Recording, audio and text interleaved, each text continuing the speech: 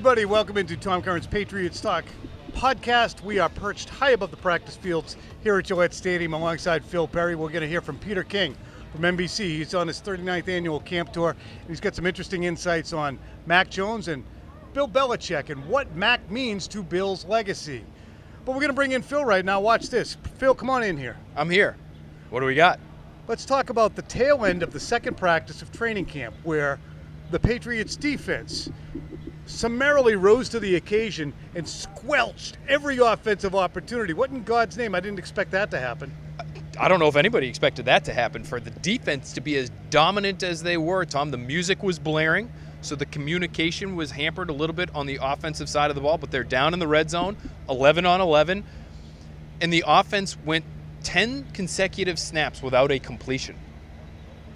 10 for 10 for the defensive side, and they only ran 11 total, but everything came down to that 11th snap.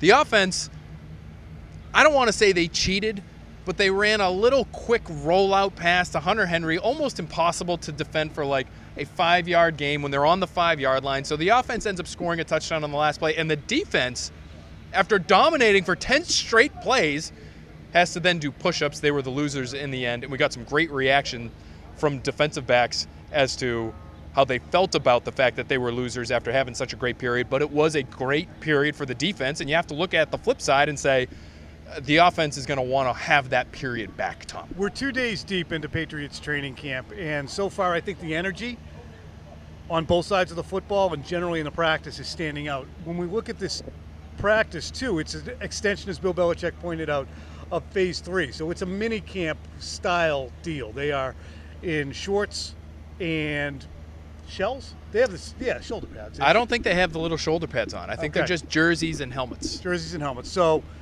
not a lot of contact on the lines. Certainly nobody's being tackled to the ground. There are some collisions and bumping and grinding in the back end in coverage. But generally speaking, we're not going to see the high-level activity and contact until the beginning of next week. But the energy is interesting to observe because this is a team that is trying to forge an identity. And the Patriots' identity for 20 years heading into 2019 was very constant. And they had a goal in mind. They knew who they were and they knew what they were trying to be. I would contend that 2020 and 2021, they were still trying to figure it out. Now I think they know what they want to be, and they're just in a position where they're trying to start to achieve it. So they, as Phil pointed out yesterday, and I'm prattling on here, but Phil pointed out that Mac Jones acting out a little bit more and being more vocal and energized, that you can see he's in a position now where he can do that. And I even saw it today, even though the results weren't there for the offense, with the music really loud, and you've got the Guns N' Roses going in that final period, he is going up to the line of scrimmage to yell at his offensive linemen. It's hand signals, it's silent communication to guys on the outside. You know, these are things that we didn't generally see, obviously, early in Mac Jones's first camp, so he's come a long way. But, Tom, to get to that standard that you're talking about, where it was one way for so long, they really need, in my opinion, they need the defense to be much better than I think we all think it will be. And so my ears perked up when I heard from guys like Malcolm Butler and Jalen Mills and Devon Godchaux all say today, the expectation here is to have a championship-level defense. And to me, that's unrealistic, period, point blank, at least right now. But that's what they believe. And Godchaux explained, we all know when we walk in the building, 6 Super Bowls, the standard's been set. It's been set by Vince Wilfork and Richard Seymour for guys at my position. Bill has set the standard. So we don't even need to talk about it behind the scenes. We all know. And this is Godchaux speaking, but he says, for me personally, it's Super Bowl or it's a bad season. And that to me is extraordinarily high expectations for a team that I think we all look at and say, they're not there yet. But for some reason, they believe that they can be. Do they have a right to talk like that in terms of putting out their aspirations for February? Because the Patriots of the past would just be, look, we're just trying to have a good practice today. So it is an anomaly compared to what the Patriots would talk about their goals. So additionally, we have heard over the course of time so many teams talk about Super Bowl aspirations, whether it's the unstoppable Dream Team Eagles, or we can line them up and knock them down all day long, the teams that say they have Super Bowl aspirations. Is it lip service? I wonder. Does Bill Belichick, not whether we can make it, does Bill Belichick hear that and go, Super Bowl, let's just have a good practice? He might. But, Tom, it feels like everybody's trying to speak positivity into the ether over the course of the last 48 hours here. Bill Belichick himself, he's talking about the tremendous strides his quarterback has taken and all of the positive steps he's made in his development. He's calling Devon Godchaux one of the best defensive linemen in football after giving him a big extension yesterday. And so it does feel like this is, our buddy Ted Johnson likes to call Bill Belichick the new Bill Belichick, chill Bill. It does feel like positive Bill, feels like complimentary Bill. And I just wonder if there's an approach being taken of the old Patriots, which was nobody believes in you, nobody thinks you're going anywhere this year, but we have a damn good team and we know it, and they're comfortable talking about it. And two, when you're talking about those teams that I referenced, especially the 2010 to 2019 teams, those are teams that they walked on to the practice field, and why was it miserable for a Brady or an Amendola or a Gronkowski or a Hightower or whoever? Because they knew they were going to be ground into the ground, and they had been chasing the brass ring that was a Super Bowl win every day, living it, breathing it, not without rest. These guys are new to the chase. They are new to the pursuit. Devon Godchaux is new to the pursuit. Malcolm Butler's been away from the game. Adrian Phillips has never won one. So there is a novelty to it for them and a freshness to it for them. And I wonder if, as the Patriots made decisions in the offseason, especially with Hightower, Collins, Van Noy, even J.C. Jackson or Stephon Gilmore, more Gilmore than Jackson, but those are guys who had been there, done that, have the shirt. And the weariness that maybe sometimes those guys would register in, okay, here we are at the bottom of the hill again, starting to roll that rock. How many of those guys have rolled won the championships? Rock? David Andrews, Devin I'm McCourty, even just Matt thinking Slater. about the defense, right? Okay. How about just on the defense? Lawrence Guy, Yep. Devin McCourty, Malcolm Butler, Jalen Mills won one with the Eagles. But even here, to know the feeling of that pressure. Devin? It's just not many. For guys to be talking about championship-level defense, how many of those guys know what that is? Right. And two, that's enough. I don't know how many defenses have even three, so maybe that's enough. But the freshness and the energy that we're seeing, I think, is genuine. Whereas these guys who understand it's a friggin' marathon, the guys like Hightower or who would be here and understand it takes a long time. McCourty. But I think McCourty you sense it from sometimes. Not a fatigue, but okay, I'm not going to run around like a terrier here at the beginning of camp. Well, and he told the camera guys recently, hey, it's going to take us some time to grow. And when I say that, everybody's going to assume that means we're going to suck early on. I don't mean that, but it is going to take us time to grow into how one another plays, and especially some of these young guys, how the game is played at this level. So I think there are people who understand it's gonna take some time. They all should understand that. I just felt it was interesting to hear that word, championship level, or that phrase, or that term, and have it be associated with this team, because I don't think that's realistic. Especially uttered by a team that didn't force a punt from the Bills. I mean, I've said that 1,000 times, and I'm going to continue saying it until they play the Bills and make them punt. To say championship-driven after that performance and to have that defense turn over so many people, they have a long, long, long, long way to go to be championship-driven. Phil, they did look good at the end of practice today. So there you go. There's a feather in your cap for this week. We're going to hit you with some numbers here before we bring in our buddy Peter King for his interview. First up, give me 3 up, 3 down from the first couple days of camp. If you don't have down, I understand. No, that's okay. I would say 3 up. Let's start with Devontae Parker. I thought he had another pretty good day today, even though the offense scuffled at the end. They were hot to start today, Tom, because Mac Jones went 12 for 13 in the 7-on-7 periods. And then he completed, I think he was 5 for 5 in his first 5 11-on-11 attempts. And Parker, I thought today might have had the best catch of the practice again today, after maybe being the best player in practice outside of Mac Jones on day one, where he caught a back shoulder throw, front corner of the end zone. Now Jalen Mills is wearing oven mitts on his hands, But he just shows, Parker continues to show, he obviously has that big body, but he's really coordinated, and he can jump, and he seems to have pretty good hands. Hunter Henry might give him a run for his money on play of the day. He also caught a back shoulder throw early in practice with Duggar right on him. But Parker's one up for me today. I'll give you Josh Bledsoe. 2 more pass breakups today after being in on multiple plays yesterday. Second-year guy, 6th-round pick out of Missouri. He's been in the slot quite a bit. He's a safety. Might be a versatile guy, somebody who could play a little special teams too. He's somebody we should keep our eye on. And Ramondre Stevenson is my last 3 up because the last 2 days we've seen him catching the football. And we don't know who's going to be their 3rd down guy. I could very easily see it being Ramondre Stevenson, even though he's big. Told us today he's about 225 pounds. He's a little leaner than he was last year.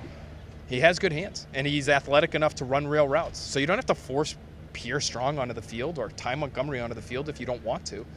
He could do that, and Harris can handle a lot of the 1st and 2nd down stuff. So those are 3 up for me through 2 days. As for the downs, again, it's hard to really divine who's down because the plays are not going through the end. I have one. Go.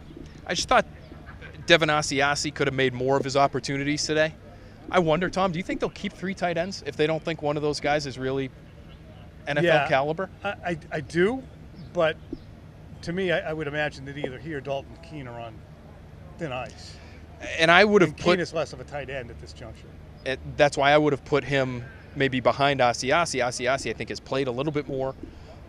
He caught a touchdown maybe in the regular season finale last year. He dropped a pass with no defense on him today. It's not what you're looking for during a special teams period. There are a couple other attempts that go to him, and you wonder, is there a miscommunication between the quarterback or him because of the route that he ran?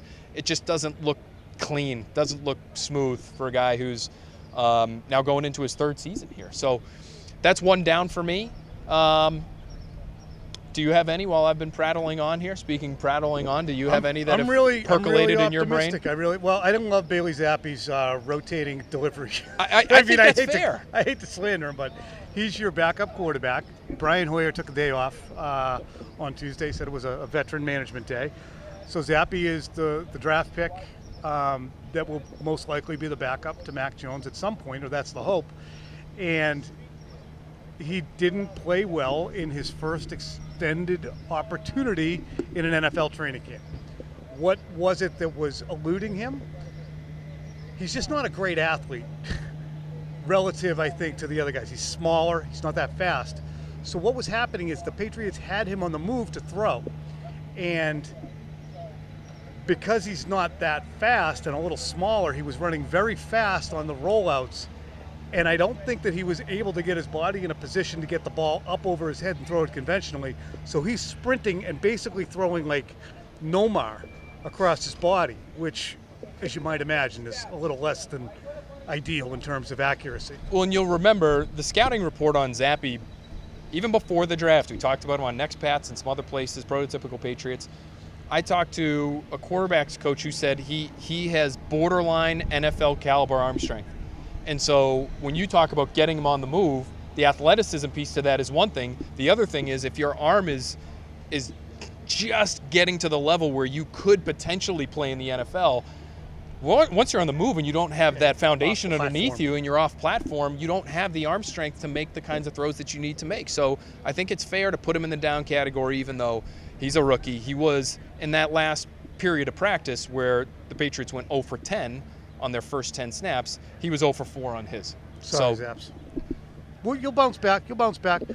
Nick Folk and whoever the other kicker is also are going to get downvoted for just absolutely peppering the media and the family tent with kicks during the portion of when they kicked.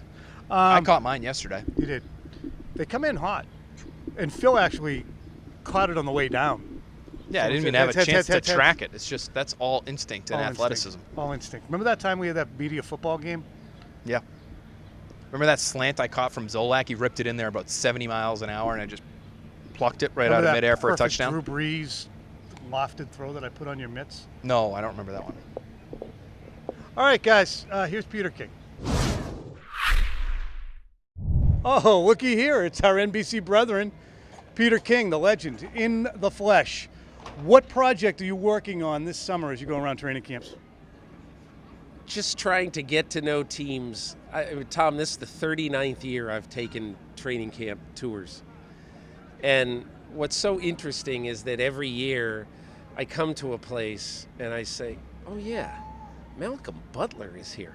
Holy crap. Mm-hmm. You know, things, because there's 90 players here, you know, you look out and you say, wow, Malcolm Butler's here.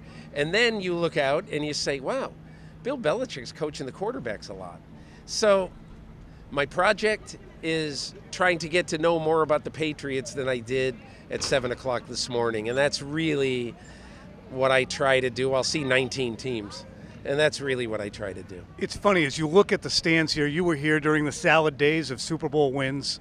As you look at the stands, they are obviously not going to be as stacked as they were when the defending Super Bowl champions were here. And it's Randy Moss or Rob Gronkowski and Julian Edelman and Wes Welker and Tom Brady and Ty Law. It's a metamorphosing, changing team. How about a morphing team? Let's go with that. Well, and the other part of it is that if you look at the fans, they're still madly in love with this uniform, this franchise, these people, and it's all in Bill we trust.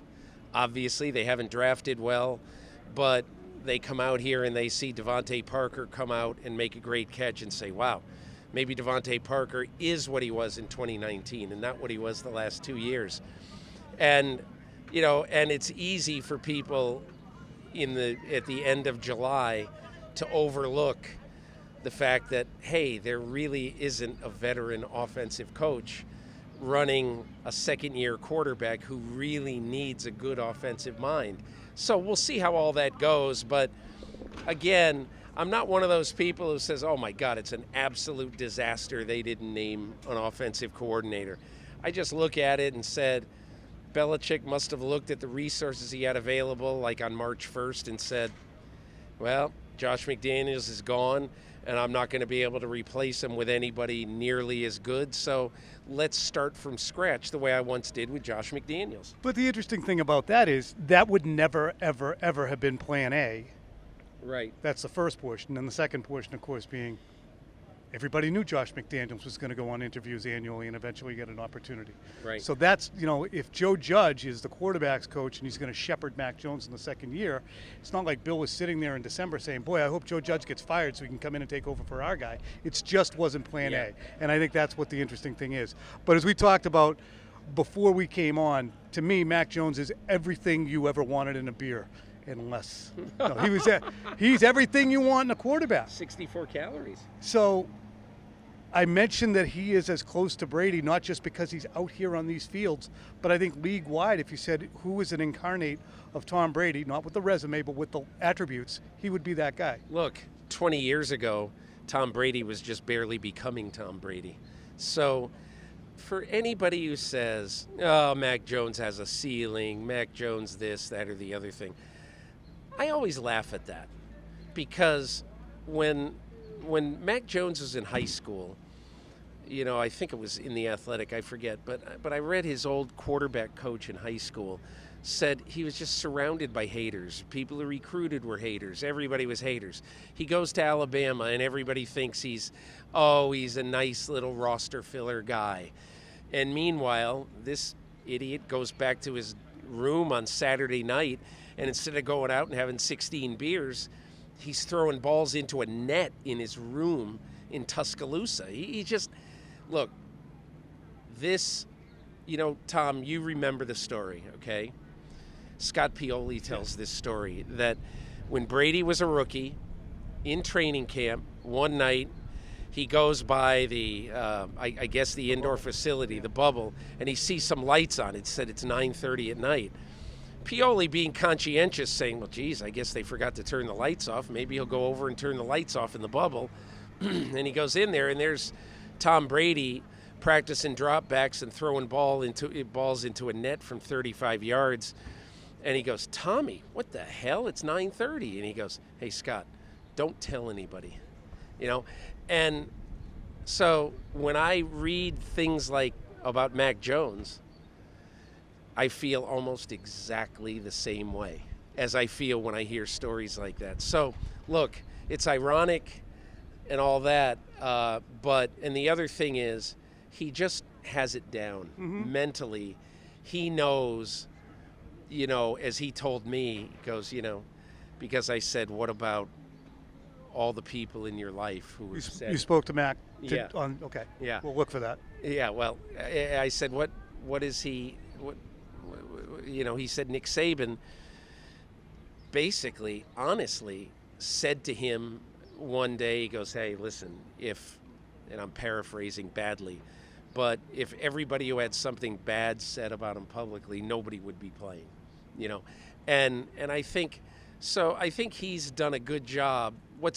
I think what's really good for Mac Jones personally is not just that he's had Saban and Belichick. It's that he's been in two programs where 9-8 not only is not tolerable, but eventually 9-8 will get you fired.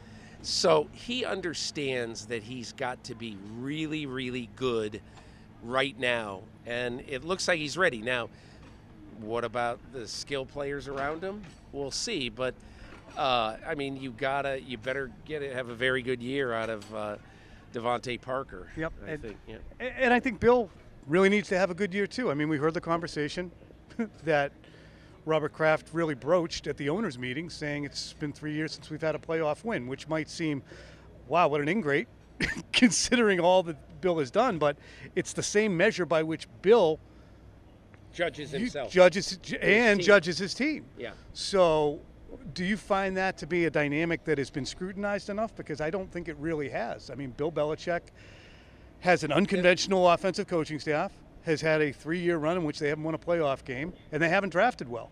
I don't know if he's on notice, but Robert Kraft certainly has said that he has noticed. There's only one person in the organization who can put Bill Belichick, whether you say on notice or whether you just say, hey, I'm just looking at reality. Legend doesn't matter in training camp at the end of July. The only thing that matters is trying to find a way to beat the Buffalo Bills, who right now are significantly better than you are. So that is what's important, and I think Kraft realizes this. A few years ago, remember when Kraft said I could see him being like Warren Buffett and coaching till he was 80 and all that stuff? I don't doubt that Belichick could coach several more years beyond the whatever year that he passes Don Shula. The question is, will he stumble to the finish line of his career, or can he build another championship team with Mac Jones at the center of it? And look, I think Mac Jones gives him a great shot, because if you look at all the teams, especially, I think it's way too early in Jacksonville because it was mayhem there last year. Sure. Now they have Doug Peterson. But if you look at the other two teams right now that are planning to play 2021 first-round quarterbacks this year and play them in very prominent roles, you got Trey Lance. Nobody is sure of Trey Lance. Right. You got Justin Fields. A lot of doubt about Justin Fields. And I would make the argument that right now, the 15th pick in the draft and the fourth quarterback picked, right? Fifth, even Zach Wilson, so almost Zach forgettable. Wilson. Yeah, but anyway, the fifth quarterback picked. I think most people who watch this game would say, who are good at it, would say that right now the quarterback drafted fifth has the best chance to have the best season of those five quarterbacks. So Bill Belichick, again, tethered to a young quarterback with a tireless work ethic, and we'll see how Bill's autumn, even winter goes. Hey, thanks again. Thank you, Tom. Good being with you. You too.